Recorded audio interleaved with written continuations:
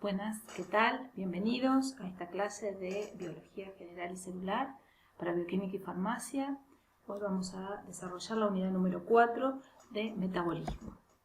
Los seres vivos somos permanentemente transformadores de energía. La energía ha sido definida como la capacidad de realizar trabajo, de producir una modificación en la materia y puede adaptar la forma de calor, de luz, electricidad, movimiento, etc. Se reconocen dos grandes clases de energía, la potencial y la cinética. La energía potencial es la capacidad de realizar trabajo. Por ejemplo, una piedra en la cima de la montaña tiene energía potencial y a medida que rueda por su ladera, la energía potencial se transforma en energía cinética. La energía derivada en última instancia del Sol se almacena en las moléculas de los alimentos como energía química. Esta última es un tipo de energía potencial. Luego, dentro del organismo se producen reacciones químicas que transforman la energía potencial en calor, movimiento o alguna forma de energía cinética. Todas las formas de energía son, por lo menos en parte, interconvertibles. Y los sistemas vivientes constantemente transforman energía potencial en cinética y viceversa. La energía química que los organismos necesitamos en las reacciones metabólicas provienen de los enlaces químicos de los glúcidos, lípidos y proteínas. Esta energía potencial que guardan los enlaces químicos puede ser aprovechada parcialmente por el organismo cuando se rompen esos enlaces químicos. La energía que no puede ser atrapada por el organismo se disipa en forma de calor. Es decir, somos seres de energía. El análisis de las transformaciones energéticas que ocurren en la materia viva se llama termodinámica. Se denomina sistema para denotar una porción de la materia bajo estudio. Los seres vivos y las células que formamos somos sistemas abiertos en equilibrio y que realizamos un trabajo. Los organismos son entonces sistemas termodinámicos obligatoriamente abiertos, es decir, que intercambian materia y energía con el entorno. Entonces, veamos de qué se tratan las leyes de la termodinámica que rigen a los sistemas vivos. Tiene dos leyes fundamentales que gobiernan las transformaciones energéticas de la materia y por lo tanto también rigen para los seres vivos. La primera ley de la termodinámica o de la conservación de la energía establece que la energía puede convertirse de una forma en otra, pero no se puede crear ni destruir. La energía total de un sistema y su ambiente, por lo tanto, se mantienen constante a pesar de todos los cambios de forma. En todas las conversiones energéticas, cierta energía útil se convierte en calor y se disipa. De todos modos, en una reacción química, la energía de los productos de la reacción más la energía liberada en la misma es igual a la energía inicial de las sustancias que reaccionan. La segunda ley de la termodinámica establece que todos los intercambios y conversiones de energía, si no entra ni sale energía del sistema en estudio, la energía potencial del estado final siempre será menor que la energía potencial del estado inicial. En termodinámica se designa como energía dependiente de un alto grado de ordenamiento a la energía potencial, mientras que a la energía cinética molecular se la considera como energía con un grado reducido de ordenamiento. Entonces, a medida que la energía potencial se transforma en cinética, el desorden aumenta y utilizamos la expresión entropía para caracterizar el grado de desorden de un sistema. En la naturaleza, el desorden es un estado más probable que el orden, y la entropía, como medida del desorden, se convierte en una función que tiende a crecer constantemente. Todo ser vivo necesita energía para vivir. desde las amibas hasta los elefantes, pasando por el hombre. Realizar actividades como respirar, crecer, ver la televisión, pensar e incluso dormir implican un gasto de energía que se obtiene a partir de los alimentos que se ingieren. Al recibir alimento ocurren una serie de reacciones químicas dentro de las células que son las causantes del intercambio de energía que requieren los seres vivos. Pero, ¿sabes? El camino inicia con las plantas. Sin ellas no habría vida en el planeta, ya que a diferencia de nosotros, todos los animales, hongos y demás organismos, las plantas son capaces de convertir el CO2 y el agua en comida, utilizando la energía de la luz solar. A partir de ahí, todos los demás podemos alimentarnos. A los procesos de transformación y construcción que ocurren dentro de las células se les conoce en conjunto como metabolismo celular. En la naturaleza podemos encontrar la energía de diversas formas: química, eléctrica, mecánica, calorífica y muchas más. ¿Has escuchado la frase, la energía no se crea ni se destruye, solo se transforma? Pues esto ocurre a través del metabolismo celular. Moléculas simples formarán otras más complejas que más adelante serán desintegradas en simples.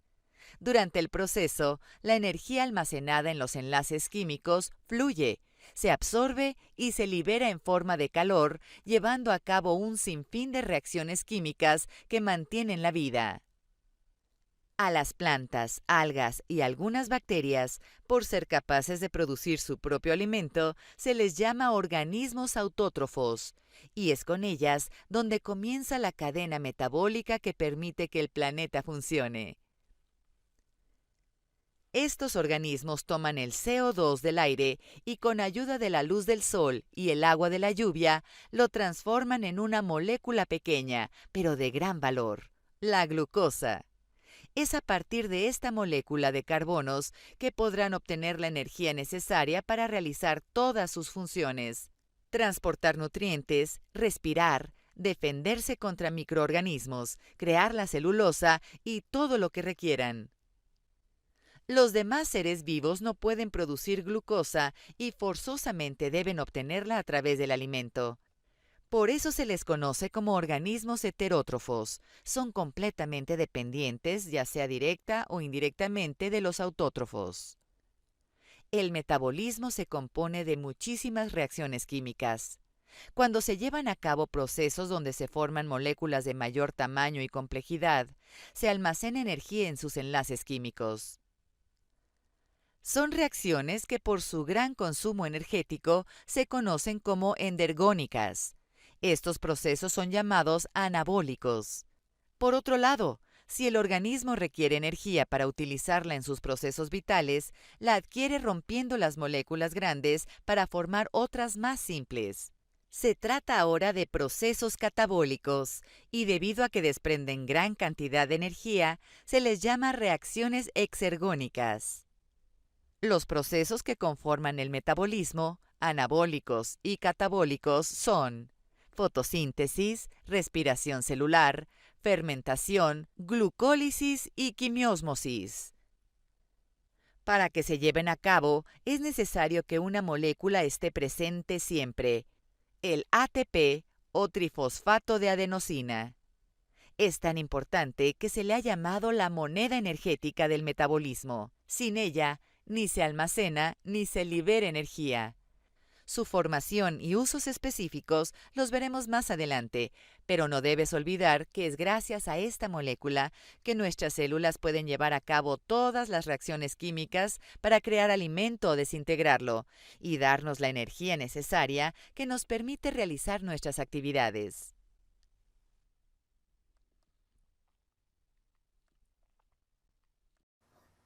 Entonces definimos el metabolismo como el conjunto de reacciones químicas que se producen en el interior de las células y que conducen a la transformación de biomoléculas en otras. El metabolismo celular se caracteriza porque las distintas reacciones químicas del mismo se denominan vías metabólicas y las moléculas que intervienen se llaman metabolitos. Todas las reacciones del metabolismo están reguladas por enzimas, que son específicas para cada metabolito inicial o sustrato y para cada tipo de transformación. Las sustancias finales de una vía metabólica se denominan productos. Las conexiones existentes entre diferentes vías metabólicas reciben el nombre de metabolismo intermedio. ¿Cuáles son las funciones que tiene el metabolismo? Incorporación de nutrientes, obtención de energía por medio de la degradación, síntesis y degradación de biomoléculas, eliminación de sustancias de desecho. Entonces, el metabolismo comprende al anabolismo y al catabolismo. Las reacciones que suceden, denominadas anabólicas, son reacciones de síntesis y son reacciones generalmente de reducción. Se sintetizan compuestos de mayor complejidad a partir de moléculas más sencillas.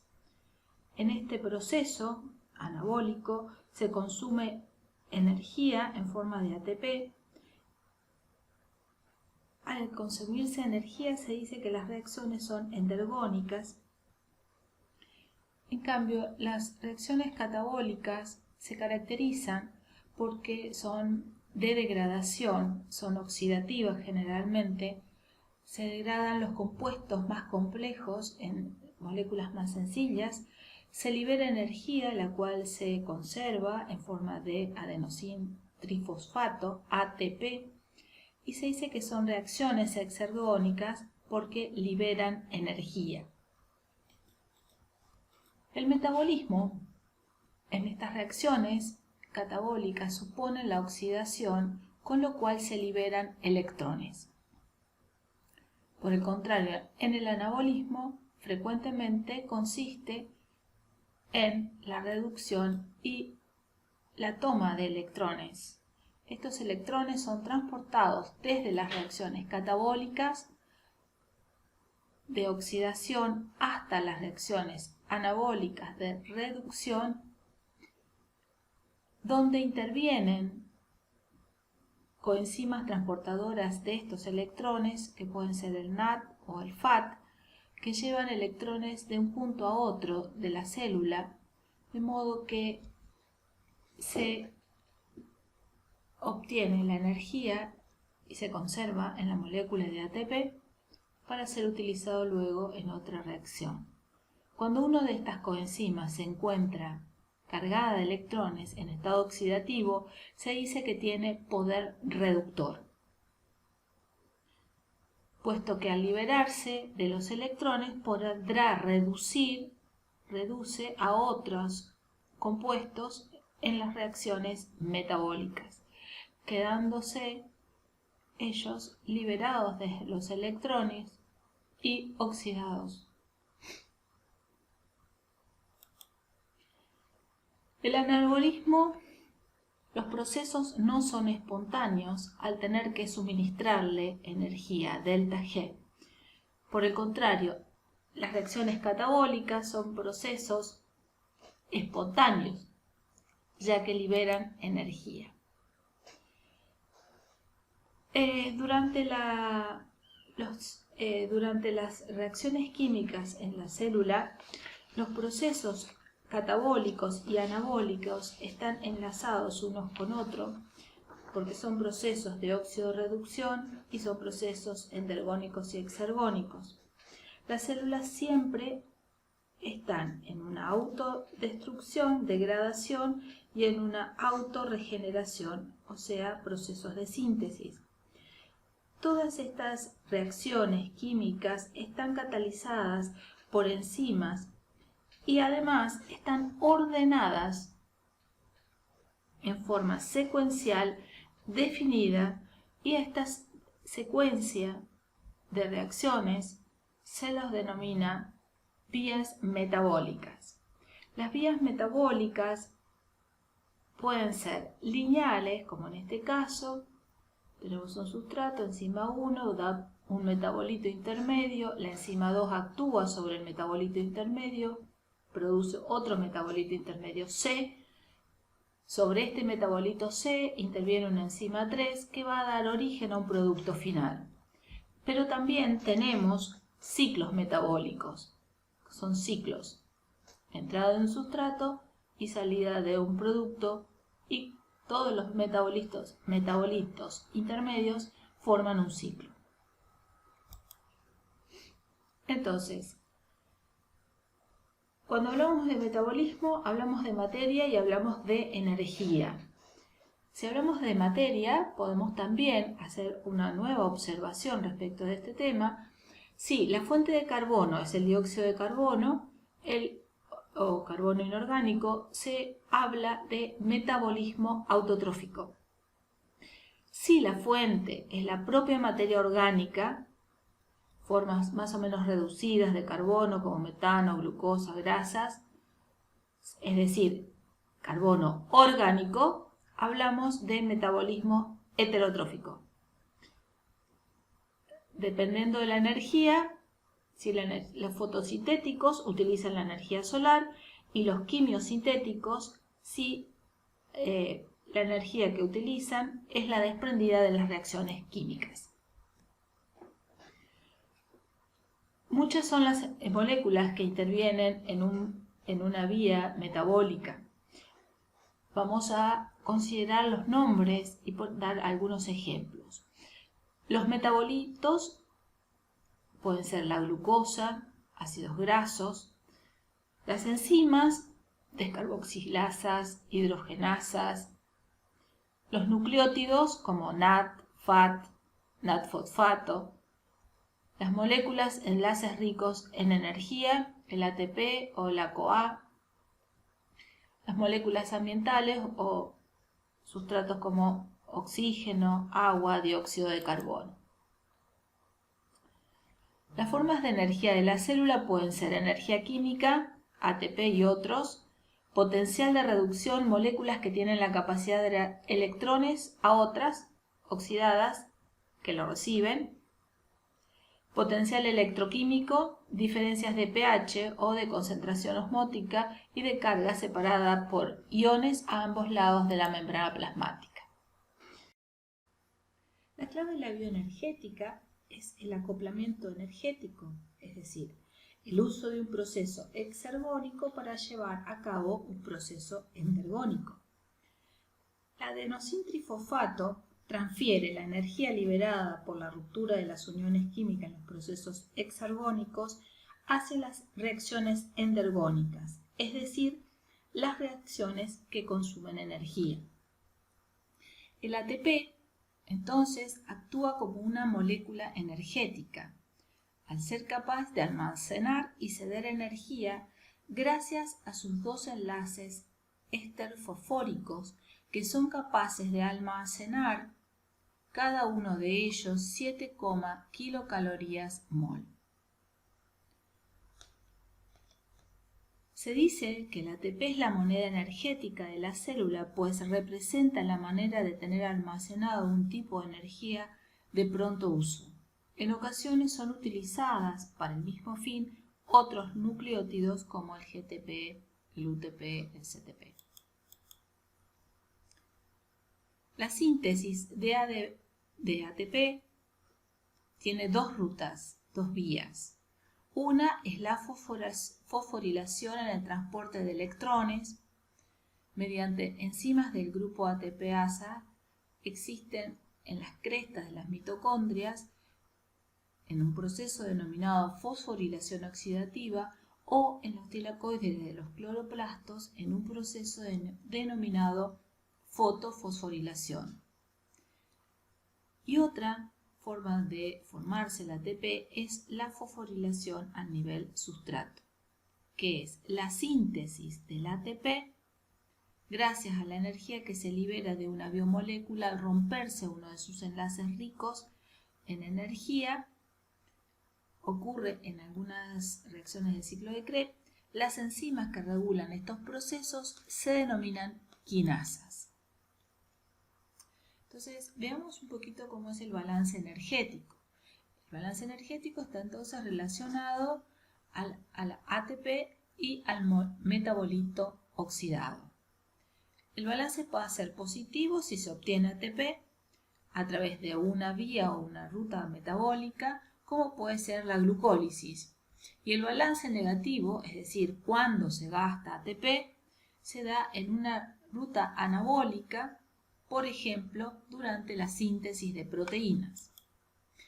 Muchas sustancias químicas desprenden energía calorífica, entonces a ellas las llamamos reacciones exergónicas. Este desprendimiento se debe a que la energía interna de los reactivos es mayor que la energía interna de las sustancias producidas. Estas reacciones no se dan de forma espontánea, porque para iniciar una reacción primero es necesario suministrar la energía suficiente para debilitar los enlaces de los reactivos y posibilitar la ruptura.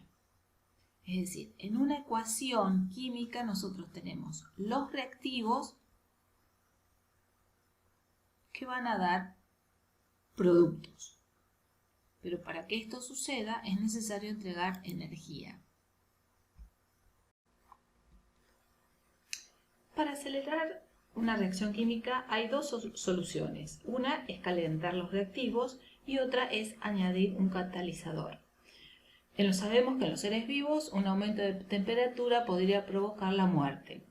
Por lo tanto, se utilizan las enzimas como catalizadores en las reacciones biológicas, que actúan disminuyendo la energía de activación y por lo tanto acelerando la velocidad de la reacción, la cual se puede medir en la cantidad de producto que se forma por unidad de tiempo.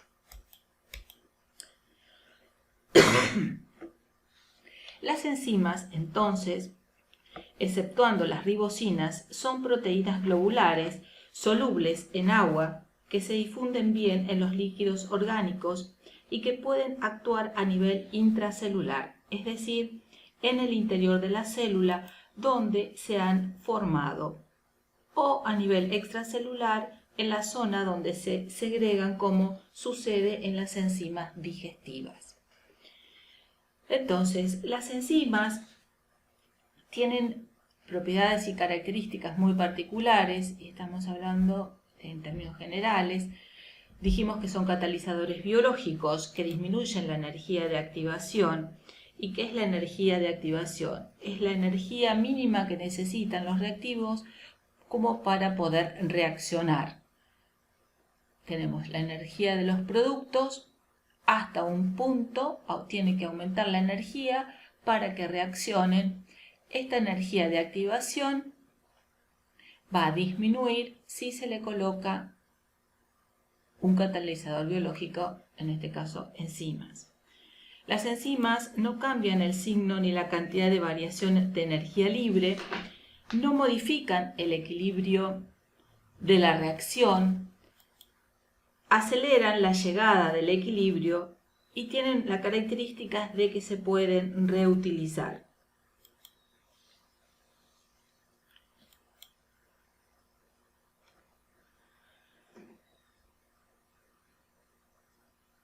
Entonces, las enzimas cumplen las dos funciones, tienen dos características de todo catalizador.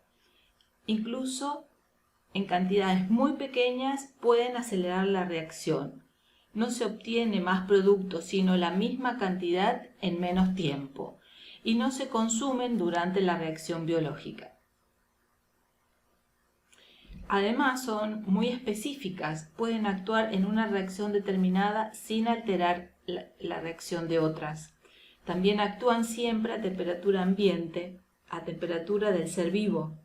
Son muy activas, algunas consiguen aumentar la velocidad de reacción más de 1.000.000 de veces, muy superior a los catalizadores no biológicos. Presentan un peso molecular muy elevado y, dada su naturaleza proteica, su síntesis implica una codificación genética. Las enzimas se pueden clasificar de la siguiente manera. Hidrolasas son aquellas que catalizan reacciones de hidrólisis, de ruptura, con intervención de agua. Liasas catalizan la adición de grupos funcionales diversos. transferasas o quinasas catalizan la transferencia de grupos funcionales o radicales entre moléculas. Pueden ser isomerasas, catalizan reacciones de transformación de moléculas en sus isómeros. Oxidorreductasas son aquellas que catalizan las reacciones de oxidorreducción, y sintetasas o ligasas catalizan la síntesis de molécula con hidrólisis del ATP. ¿Cómo es el esquema de una reacción enzimática? Dijimos que las enzimas son específicas. En una reacción enzimática tenemos la enzima, el sustrato sobre el cual va a actuar la enzima, se genera un complejo enzima-sustrato, las tensiones que debilitan los enlaces del sustrato, por lo que para llegar al estado de transición de coenzima-sustrato, es decir, el complejo activo, se requiere mucha menos energía que para llegar al estado de transición del sustrato solo. Tienen un centro de activación y el sustrato se une específicamente en ese centro de activación. Y luego se libera la enzima del producto. La enzima puede ser utilizada nuevamente. Dijimos que las enzimas tienen un centro de activación. Este centro de activación es el que es el lugar donde se une el sustrato, y esta unión se realiza gracias a los radicales de algunos pocos aminoácidos que establecen enlaces con el sustrato y con el grupo prostético, si es que lo hay, fijándolo y luego rompiendo alguno de los enlaces. La región de la enzima que se une al sustrato, como dijimos anteriormente, se denomina centro de activación. Tienen una forma y son muy específicos para cada uno de los sustratos.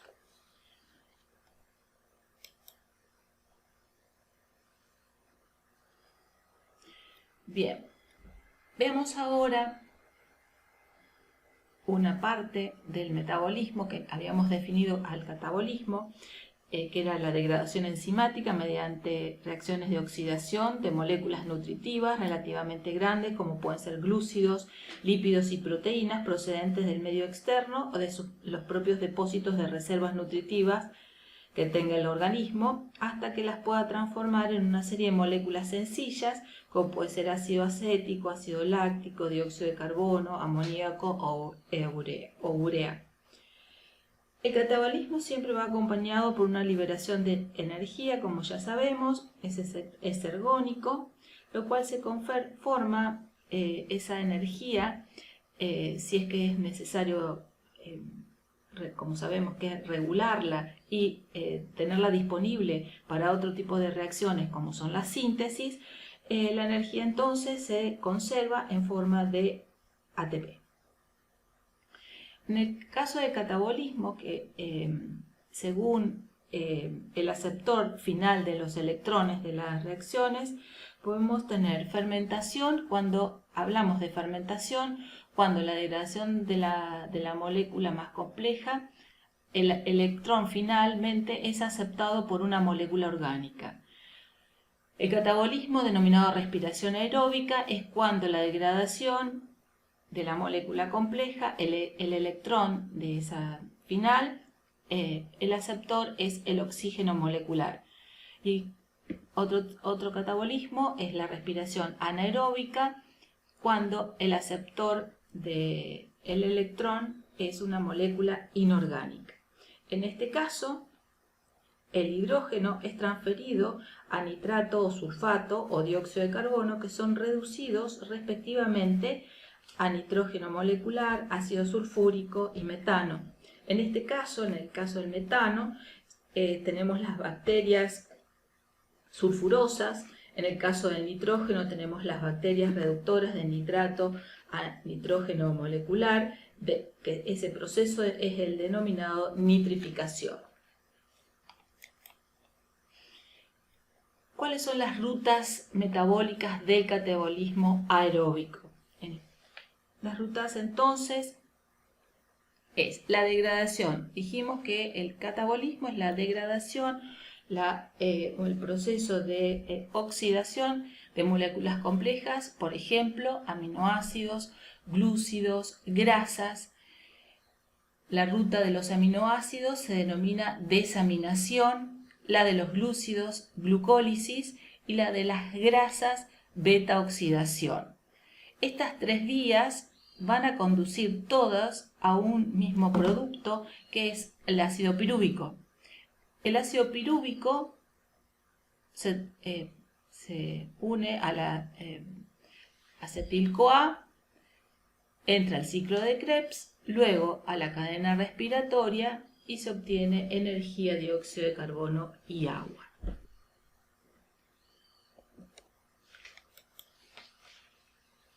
Bien, vamos a trabajar entonces con lo que es la respiración aeróbica.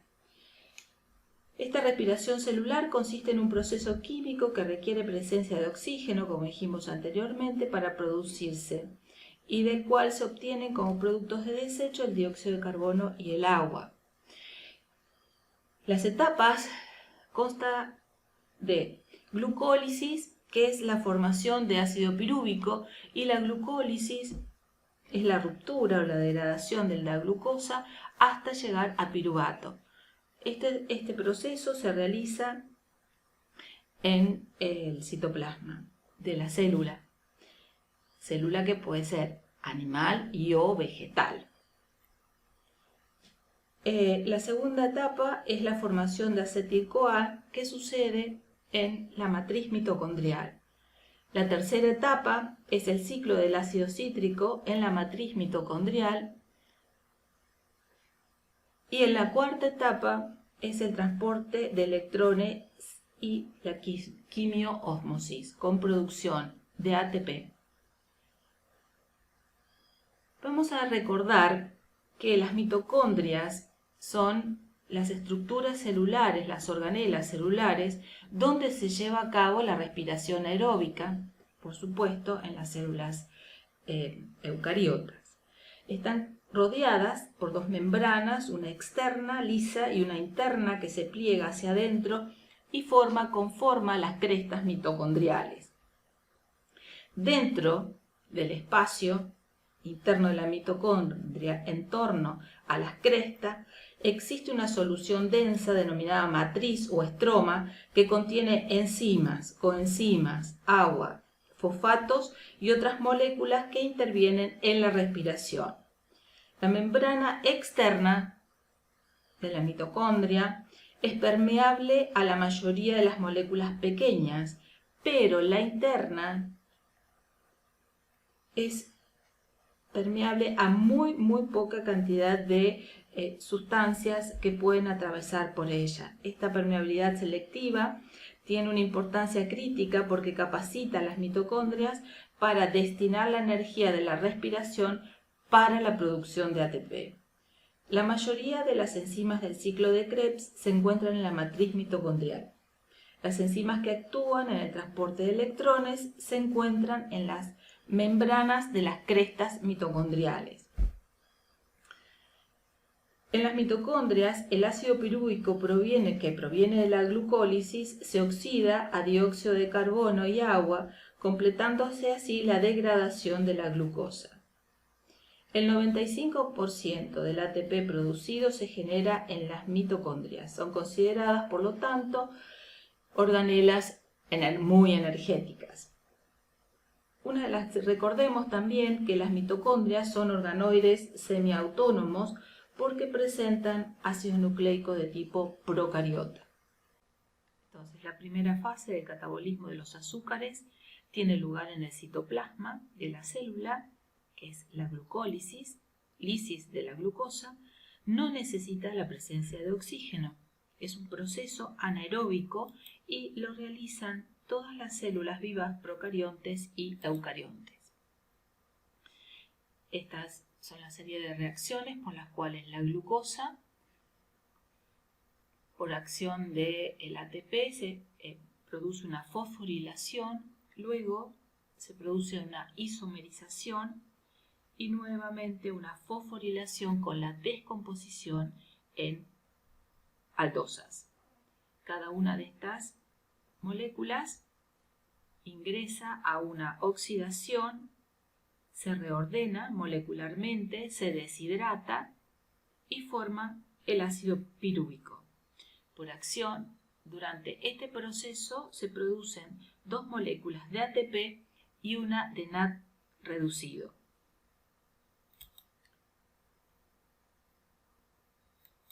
El piruvato, esta es la segunda etapa, en la cual hay la etapa de oxidación del ácido pirúvico. Se produce una descarboxilación oxidativa y se une a la enzima CoA formándose el acetil-CoA. Se produce, en esta reacción se pierde un dióxido de carbono y se produce un NAD reducido.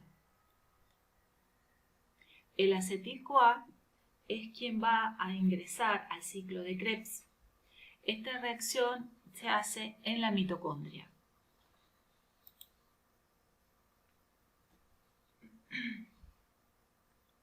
El ciclo de Krebs, que es la tercera etapa o la tercera fase, también conocido como ciclo del ácido cítrico, es la vía común final de oxidación del ácido pirúvico, de ácidos grasos y las cadenas de carbono de los aminoácidos.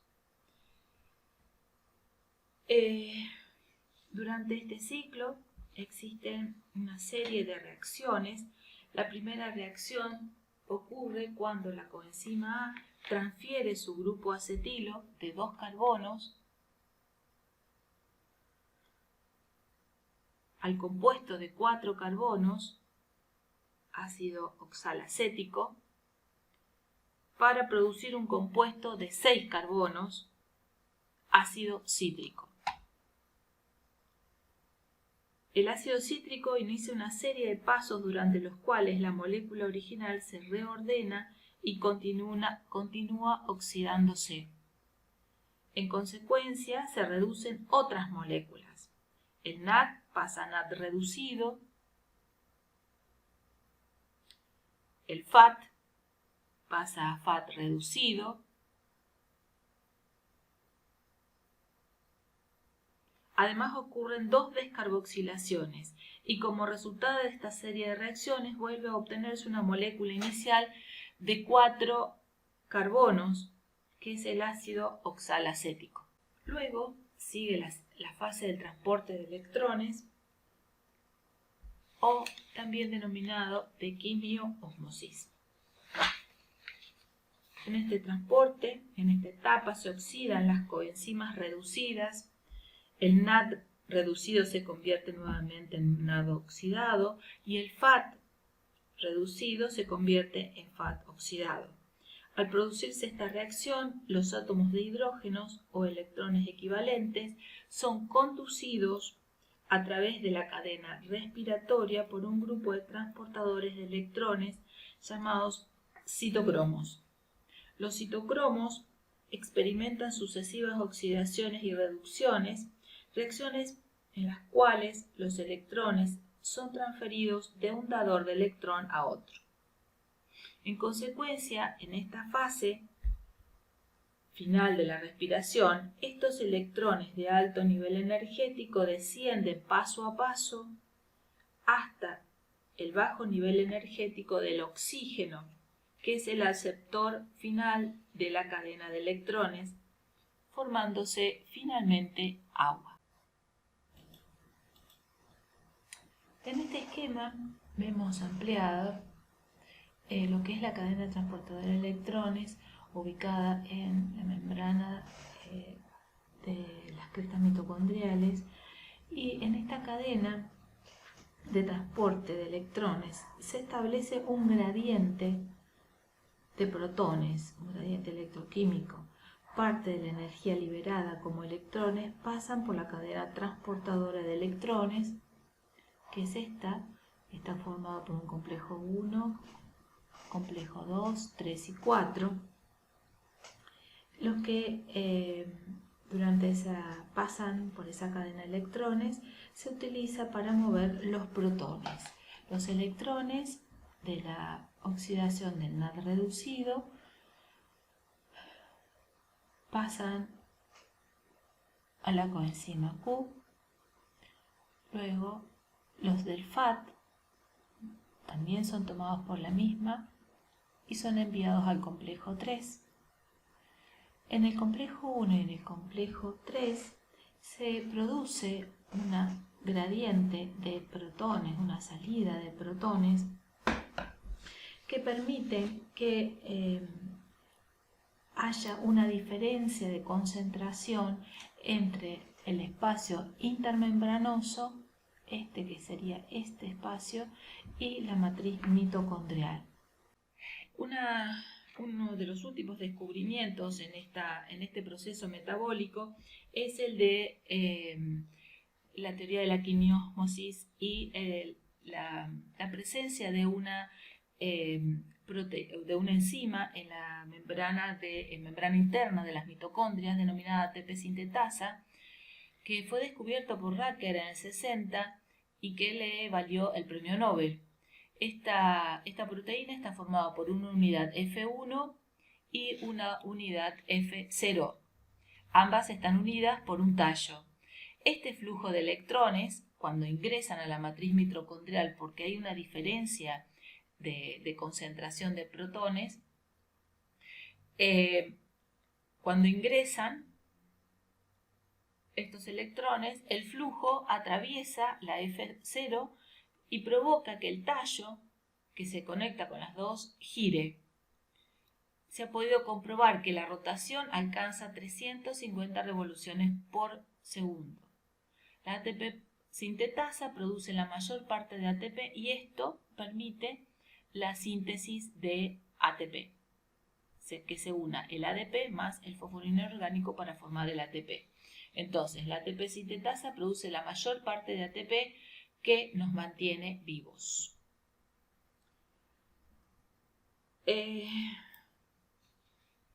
Entonces, como balance energético, dijimos que la glucosa ingresa a la glucólisis. Durante la glucólisis, los 2 piruvatos se metabolizan a acetil-CoA más 2 dióxido de carbono más 2 NAD reducido, con una producción neta de 2 ATP.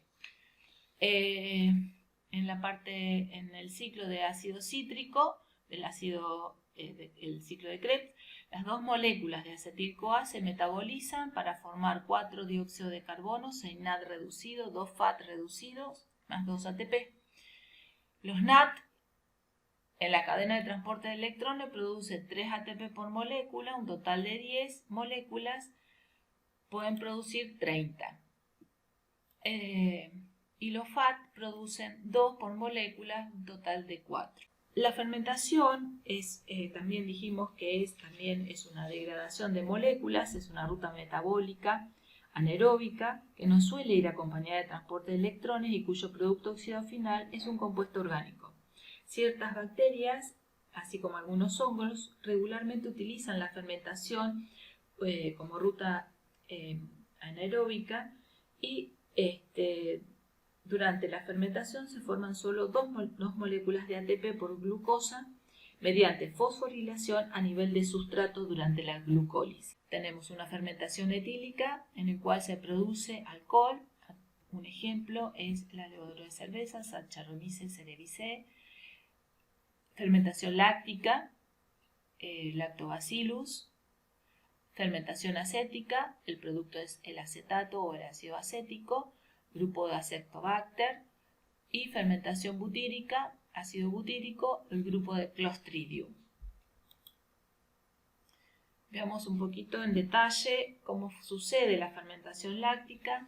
El piruvato, entonces, más el NAD reducido más un protón van a dar origen a el ácido láctico. La glucosa, por glucólisis, como dijimos anteriormente, produce ácido pirúvico. En estos organismos, el ácido pirúvico, por fermentación láctica, va a dar origen a 2 ácidos lácticos y tiene lugar en el citoplasma.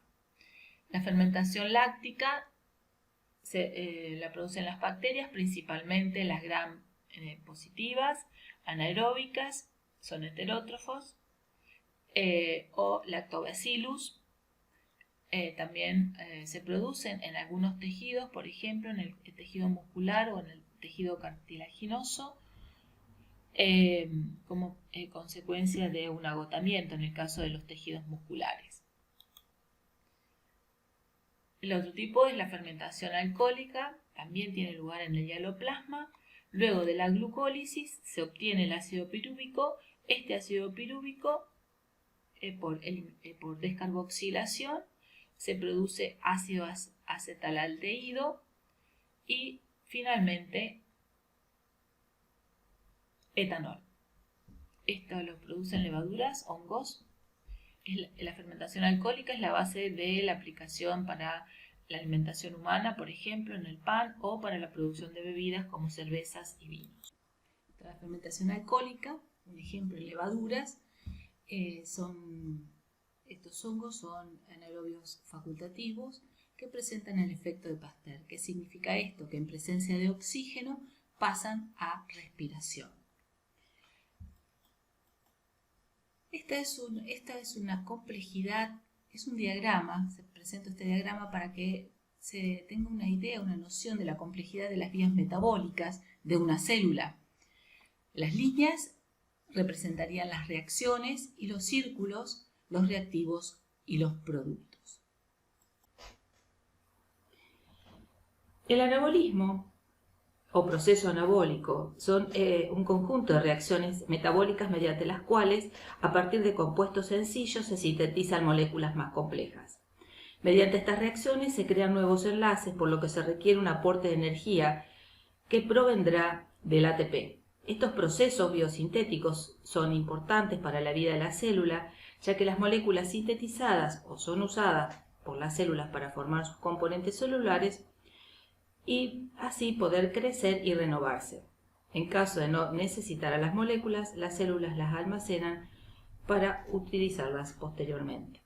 Ahora bien, dependiendo de cuál sea la fuente de donde extrae el carbono necesario para la energía, podemos encontrar dos tipos de células. Autótrofas, su fuente de carbono es el dióxido de carbono atmosférico, y a su vez, según de donde obtengan la energía, estas pueden ser fotoautótrofas, obtienen la energía de la luz solar, y quimioautótrofas, obtienen la energía de los enlaces de las moléculas inorgánicas, como en el caso de las bacterias.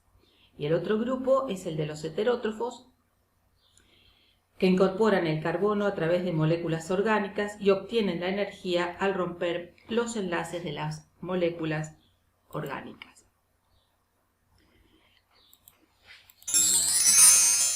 La fotosíntesis es un proceso anabólico que utilizan los vegetales, las bacterias y las algas.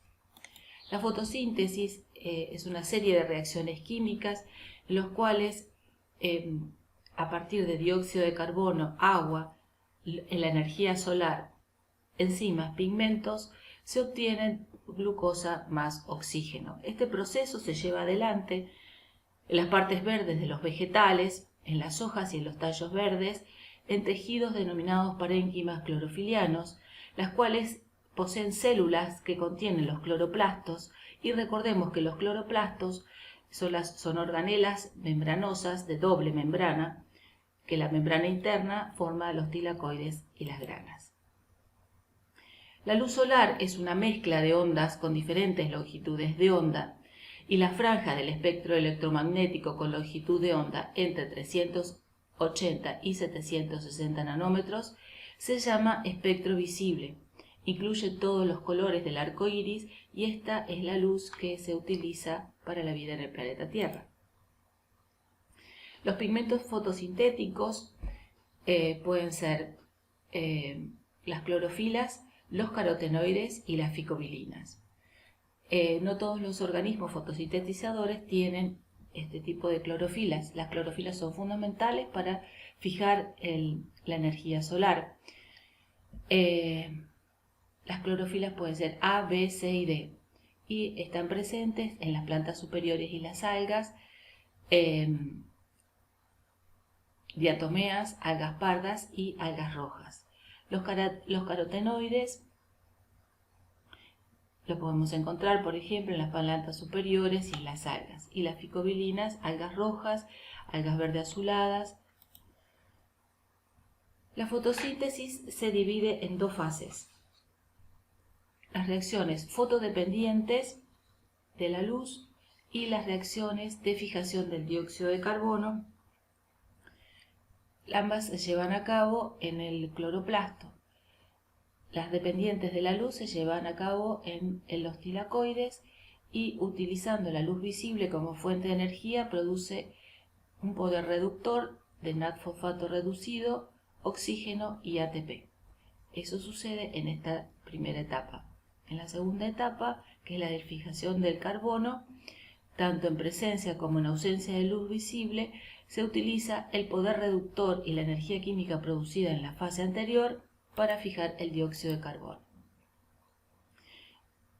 Recordemos cómo está constituido el cloroplasto, y la luz está compuesta de pequeñas partículas o paquetes de energía llamados fotones, y esos fotones impactan o son absorbidos por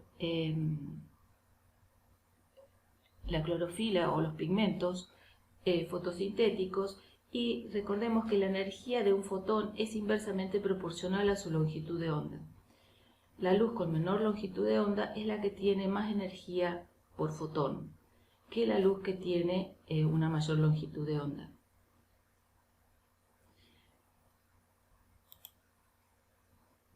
Esta es la estructura de la clorofila. Recordemos que tiene este anillo de porfirina, que es el que se encarga de absorber la luz por un poder reductor, y esta es la cola de fitol, que mantiene a la clorofila integrada en la membrana fotosintética. Es decir, que la clorofila tiene un origen lipídico. Los espectros de absorción de los pigmentos son diferentes, ya sea clorofila A, B, carotenoides o ficobilinas. La clorofila A absorbe en cerca de los 700 nanómetros, 680, 710 nanómetros. La clorofila B absorbe aproximadamente a los 500 nanómetros de longitud de onda. Vamos a comenzar a ver ahora las dos fases de la fotosíntesis. Vamos a comenzar por las reacciones fotoquímicas. Las reacciones fotoquímicas tienen lugar en la membrana de los tilacoides a nivel de los complejos proteína-clorofila, que constituyen los fotosistemas 1 y 2. Cada fotosistema está constituido por una antena que está formada por clorofila, carotenoides, proteínas y lípidos. Y es el sistema colector de la energía. Cada centro de reacción está formado por una clorofila diana que transforma la energía recogida por las clorofilas antenas en energía química. Un aceptor primario, que en el fotosistema 1 es el aceptor X, que tiene hierro y azufre, y en el fotosistema 2 es el aceptor Q, o denominado plastoquinona, y un tercer componente es el dador primario. La fase luminosa o fotoquímica tiene estos tres grandes procesos: fotólisis del agua, fotofosforilación cíclica con formación de ATP y fotofosforilación no cíclica con formación de ATP y NAD-fosfato reducido. Entonces, una molécula de pigmento de un complejo antena asociado al fotosistema 1 absorbe un fotón de luz. La energía absorbida se transfiere a de una molécula de pigmento a otra hasta que llega al centro de reacción fotoquímico, en donde se excita un electrón en una molécula P700. Este electrón energizado se transfiere a un aceptor primario de electrones una molécula especial de clorofila A, que es el primero de una serie de varios aceptores de electrones. El electrón energizado se transfiere a lo largo de una cadena de transporte de electrones, de un aceptor de electrones a otro, hasta que llega a una ferrodoxina, una proteína que contiene hierro. La ferrodoxina transfiere el electrón al NAD-fosfato en la presencia de la enzima denominada ferrodoxina ADP reductasa y se transforma en NAD-fosfato reducido. La fotólisis, que significa rompimiento con luz del agua, es un proceso que no solo produce electrones, sino que también es la fuente de casi todo el oxígeno de la atmósfera. Una molécula de P680 que ha cedido un electrón energizado al aceptor primario de electrones está cargado positivamente, es decir, P680 positivo, es un agente oxidante tan fuerte que es capaz de arrancar los electrones del átomo de oxígeno que hace parte de una molécula de agua. Esa es la fotólisis, en una reacción catalizada por una única enzima que contiene manganeso. El agua se descompone en sus componentes, 2 electrones, 2 protones y oxígeno. Cada electrón es donado a una molécula de P680 del fotosistema 2, que a su vez pierde su carga positiva. Los protones son liberados en la luz del tilacoide, puesto que no existe oxígeno en forma atómica. El oxígeno producido por el rompimiento de la molécula de agua, entonces se escribe como medio oxígeno 2. Cuando el NAD-fosfato acepta 2 electrones, estos se unen a un protón, y así la forma reducida del NAD es NAD reducido, se escribe con hidrógeno, que se libera en el estroma. El P700 queda cargado positivamente cuando cede un electrón al aceptor primario de electrones.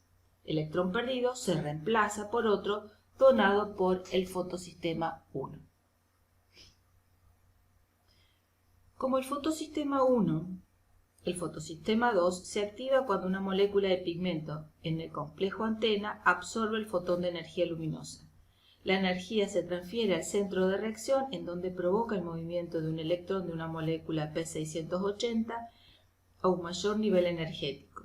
Este electrón energizado es recibido por un aceptor primario de electrones y entonces se transfiere a una cadena de transportadores que es donado al P700.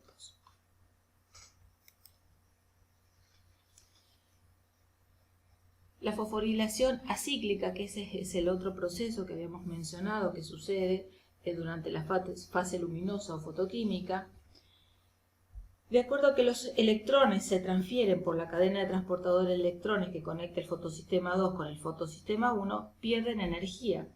Parte de la energía liberada se emplea para bombear protones a través de la membrana de los tilacoides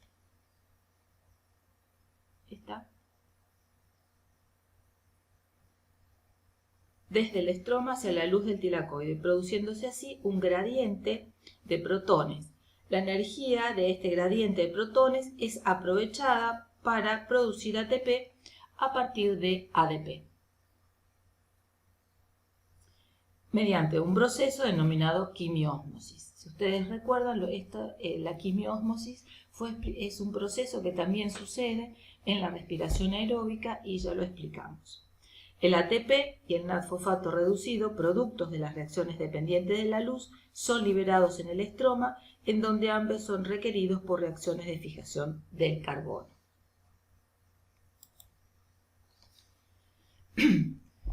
La fase bioquímica, o no dependiente de la luz, se divide en tres etapas: absorción del dióxido de carbono, reducción del carbono y regeneración del arrubisco y fosfato. En las reacciones de fijación de carbono se utiliza la energía de ATP y NAD-fosfato reducido para la formación de moléculas orgánicas a partir del dióxido de carbono. Ocurre en el estroma mediante una secuencia de 13 reacciones conocidas como el ciclo de Calvin, y se divide en 3 fases. Primero es la absorción del dióxido de carbono, reducción de carbono y regeneración del rubisco. La molécula de dióxido reacciona con un compuesto de 5 átomos de carbono fosforilado denominado ribulosa difosfato. Ingresa el dióxido de carbono, reacciona con la rubisco. Esta reacción es catalizada por la enzima ribulosa difosfato carboxilasa oxigenasa, también conocida como rubisco. El producto de esta reacción es un intermediario de 6 carbonos inestable que inmediatamente se rompe en 2 moléculas de fosfoglicerato, PGA, con 3 carbonos cada uno. El ciclo de Calvin también se conoce como la ruta C3 porque el producto de la reacción de fijación del carbono inicial es un compuesto de 3 átomos de carbono.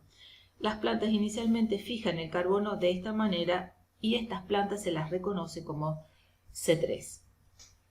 Luego la otra etapa es la reducción del carbono, consiste en 2 pasos, en los cuales la energía y la potencia reducida del ATP y del NAD reducido, ambos producidos en las reacciones dependientes de la luz, se utilizan para convertir la molécula de PGA a gliceraldehído 3-fosfato. Por cada 6 carbonos que ingresan en el ciclo como dióxido, 6 carbonos pueden abandonar el sistema como 2 moléculas de G3P para ser empleados en la síntesis de carbohidratos. La reacción de 2 moléculas de G3P es exergónica y conduce a la formación de glucosa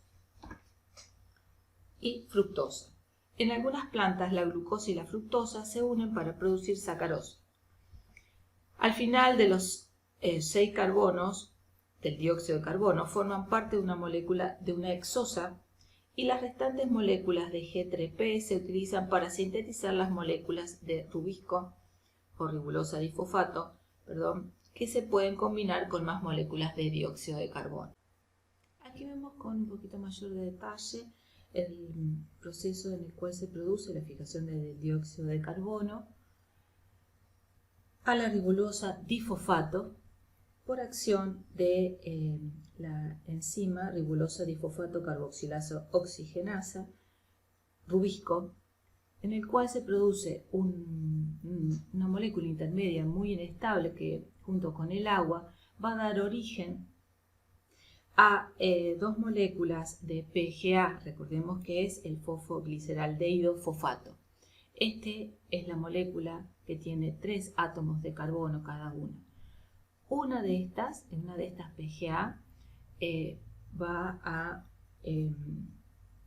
producir va a seguir la línea de la fijación y formación de la glucosa y la fructosa, y la otra va a continuar la restauración de la rubisco, como sabemos que es una enzima, para que continúe con el ciclo de Calvin. La reacción general de la fotosíntesis la podemos escribir como sigue: 6 dióxidos de carbono más 12 moléculas de agua por acción de las enzimas, la energía luminosa y la clorofila, se van a sintetizar una glucosa, va a dar origen a 6 átomos de oxígeno y 6 moléculas de agua. También podemos expresar la reacción general de la fotosíntesis como la reducción de 6 moléculas de dióxido de carbono a una de glucosa y la oxidación por fotólisis del agua de 6 moléculas de agua a 6 átomos de oxígeno. Entonces, las etapas fotosintéticas son fase luminosa o fotoquímica, donde existen 3 etapas: fotólisis del agua, fotofosforilación cíclica con formación de ATP, fotofosforilación no cíclica con formación de ATP y NAD reducido, y la fase oscura o bioquímica, que es diferente según las plantas que tengan el ciclo de Calvin de las C3, plantas de carbono 4 las que se caracterizan porque tienen separación espacial de los ciclos, y las plantas CAM del ciclo de carbono 4 durante la noche y del ciclo de Calvin durante el día. Veamos un poquito de qué se trata esto. Como sabemos, la absorción el ingreso del dióxido de carbono se produce en las partes verdes, donde se encuentran los estomas, que son estructuras de la epidermis formadas por células muy modificadas que tienen la posibilidad de formar un aparato estomático, el cual tiene células oclusivas, formado por células oclusivas que se abren o se cierran, dependiendo de las condiciones y de las características fisiológicas de las plantas. En el caso de la C3, los estomas se abren durante el día, ingresa el dióxido de carbono y se produce la fijación del dióxido de carbono durante la fase dependiente de la luz. En el caso de las plantas C4, esto va a ver modificado ampliamente porque las hojas se caracterizan de las plantas C4 porque tienen células del mesófilo y células en empalizada. Estas serían las células del mesófilo y células en empalizada que rodean los vasos conductores. En estas dos células se dividen en fotosíntesis de la C4. El ácido málico es el primer compuesto formado por la fijación del dióxido de carbono. Luego, en la célula del mesófilo, el dióxido de carbono reacciona con el fosfoenol piruvato, PEP, y se produce oxalato. Este se transforma en aspartato y malato. Estos ácidos orgánicos son transportados a las células en empalizadas o de la vaina y se transforman los ácidos y liberan dióxido de carbono y luego siguen el ciclo C3. Las plantas C4, entonces, en síntesis, tienen modificado el mesófilo de las hojas, y en el caso de las plantas CAM, abren sus estomas durante la noche, admitiendo el dióxido de carbono mientras minimizan la pérdida de agua. Utilizan las enzimas PEP, carboxilasa, para fijar el dióxido de carbono, formando el oxalacetato, que se convierte en malato y se almacena en las vacuolas celulares. Durante el día, cuando los estomas están cerrados y no puede darse el intercambio de gases entre la planta y la atmósfera, el dióxido de carbono se elimina del malato mediante la reacción de descarboxilación y el dióxido de carbono queda disponible dentro del tejido de la hoja para ser fijado en el ciclo de la ruta C3 de Calvin.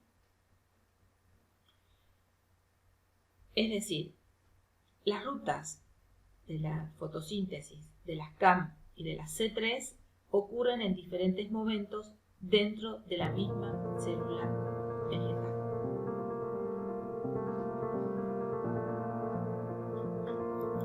Bien, hasta aquí hemos llegado. Esta es la bibliografía recomendada.